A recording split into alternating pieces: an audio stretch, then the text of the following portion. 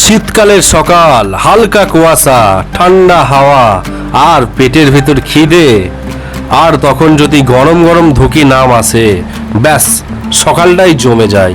আহা, আজকে তোমাদের দেখাবো কিভাবে বানানো হয় আমাদের এলাকায় জনপ্রিয় ধুকি, আর শেষে বলবো খেতে কেমন লাগে।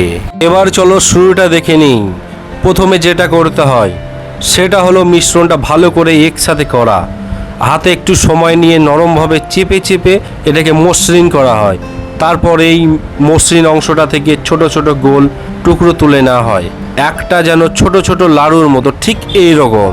এই গোল টুকরোগুলোকে আলতো করে চেপে চেপে একদম মোলায়েম করা হয়।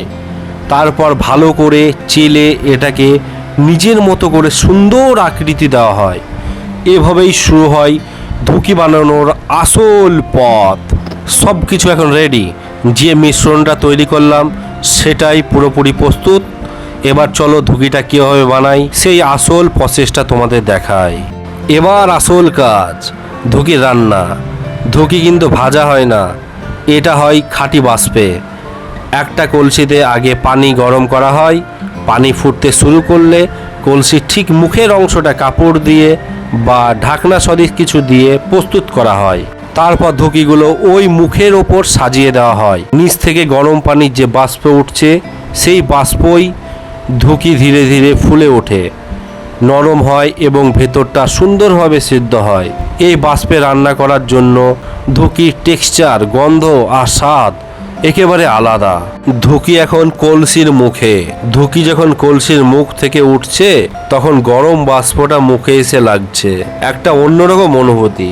স্টিম থেকে নামতেই ধুকিগুলো নরম আর ফুলো ফুলো দেখা যায়। তারপর একে একে থালায় তুলে রাখা হয়, দেখেই লাগে যেন এখনই খেয়ে ফেলি। এবার দেখো গরম গরম স্টিম ধুকি পুরো পুরো রেডি।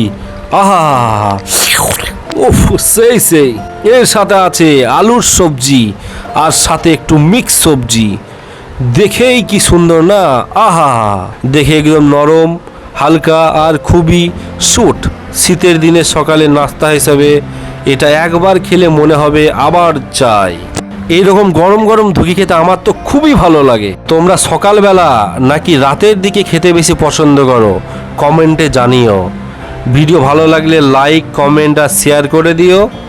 আর গ্রামের এ ধরনের ট্র্যাডিশনাল খাবারের ভিডিও দেখতে চাইলে চ্যানেলটা ফলো বা সাবস্ক্রাইব করে রাখো। ধন্যবাদ সবাইকে। স্বাগত আপ সবিকে জায়গা জিন্দেগা 007-এ। সবাই ভালো থাকো, দেখা হচ্ছে পরের ভিডিওতে, আর সাবস্ক্রাইব করে রাখো।